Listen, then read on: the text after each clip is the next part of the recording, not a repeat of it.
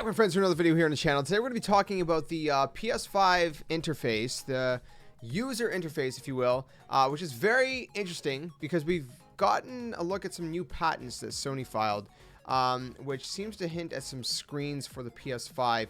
We actually have a couple different ones, which are very, very interesting. Up until this point, we only got kind of a little bit of a tease of the interface, which we seen basically, I guess, up until the point where it says press the PlayStation button to log in, and then at that point, I guess you choose your user profile, and then beyond that, you would, of course, you know, log in, and then you'd be on the home screen. But they didn't show off the home screen. Instead, we got, I guess, news from what was his name, Matt McLaurin from Sony. It's PlayStation's VP of UX design. And he promised an overhauled user interface for the PS5, and that they're going to be showing off the new operating system soon. I don't know when soon is, but I hope it's sooner than later. So we got a couple patents, and I'm going to throw them up on screen. So the first one I'll throw up on screen, and you can kind of see that there's kind of like a picture-in-picture kind of thing happening here. And obviously this is just kind of like a rough diagram of kind of an idea. So the idea is some kind of, I guess, multitasking sort of, I guess, or multi-screen, I guess, interface, if you will. I'm trying to find the right words to kind of explain myself here. I'm kind of struggling. So we got a picture-in-picture, but what's interesting about the picture-in-picture here is that we can see that the picture at the bottom right corner has flowers and a different background, whereas the actual picture that, you know, is larger is different, where there's buildings and stuff, there's no flowers and things like that. And then if we go to the next screenshot, it changes a little bit, and you can see a little bit of, I guess, options. There's triangle to close that bottom right corner, and it says square to change the layout. So I think the layout is maybe like you can change the background or something. I don't know how that would work, but that's what it seems to be implying, that you can take, I guess, maybe a first-person shot, like if you're playing a first-person shooter, for example, and completely change the background. I don't know, man.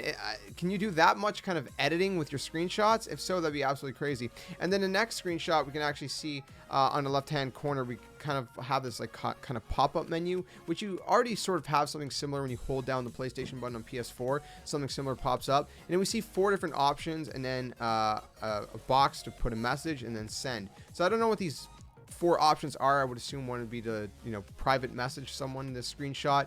I would assume one would probably be like Twitter, maybe Facebook and YouTube. I really don't know. I'm not sure. Your guess is as good as mine, but it seems to be a screenshot that you're able to edit to some, you know, form or another.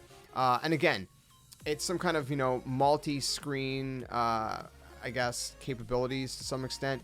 Does this mean it's going to have something similar to what Xbox One had with the Xbox Snap feature, where you can maybe snap something or do a picture-in-picture to watch, like, let's say a YouTube video? If you need to watch a guide while you're playing a game, can it do something like that? I don't know. I don't think that's what this is implying. I think this is just similar to what the PS4 has, where you hold down the PlayStation button, and it's just showing us other options about what you can do with your screenshots, which, again, seems to be like you can...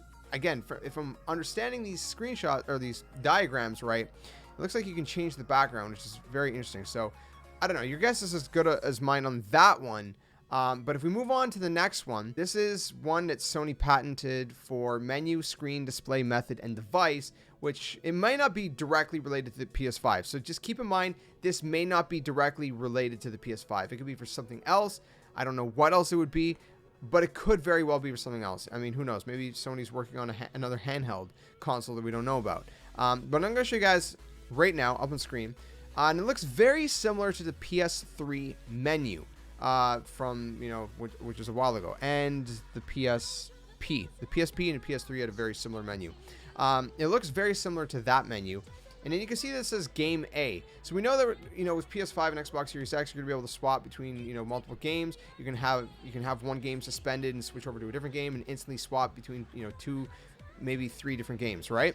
So I think that's maybe what that's implying right here, and that's one of the main reasons I think this could be related to the PS5. I don't know what else it would be related to unless they're coming up with something else. Like I said, a handheld maybe. I don't know. Maybe this has to do with an app. A new app for the PS5. I really don't know. I'm really not sure. But if we look at the second screenshot, we can see that it looks a little bit different, right? So they kind of scroll down to Game A, And you can see kind of like the background. So right now on PS4, right, if you're hovering over a game tile and you scroll down, the background changes to display whatever the game is. And I think that's what's happening here. It's showing a car. This is probably Gran Turismo 7, you know, realistically. So I think that's kind of what this is and what that background signifies. And you can see it says exit game A, and then there's a disc underneath, which I guess maybe would be a second game, and maybe the box underneath is another game. So maybe one of the games is, you know, being played from a disc and one of them is digital. I don't know.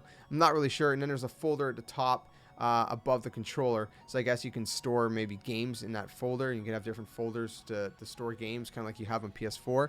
I really don't know. And then you got, of course, the internet, and then, you know, on the left you got, I guess, media. Maybe screenshots and stuff would fall under there, and then of course your user profile on the right.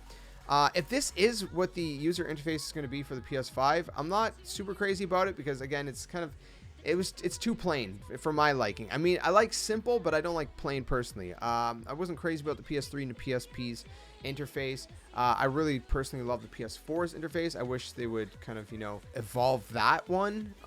Again, I don't know what this is going to be. These are just diagrams. It might not even be related to the PS5. That is a possibility. But I don't see that really being the case, especially, you know, exit game A. Again, that signifies that you're having more than one game kind of running at the same time, in my opinion. So, I don't know. I thought these were interesting. I wanted to share with you guys. Again, apparently we're going to be getting some kind of, you know, official reveal soon, according to the VP of UX design at PlayStation. But let me know what you guys think about all these, you know, patented diagrams in the comments below. What do you make out of them? Let me know your thoughts. And if you guys enjoyed the video, drop a like. Subscribe, guys, new. Make sure you guys stick around for all the other gaming content we have here on the channel. If you missed all the other stuff, there's a lot of videos you guys go catch up on. That said, I hope you guys are staying safe. Hope you guys are staying well. I'll see you guys very soon in another one. Until then, my friends, game on.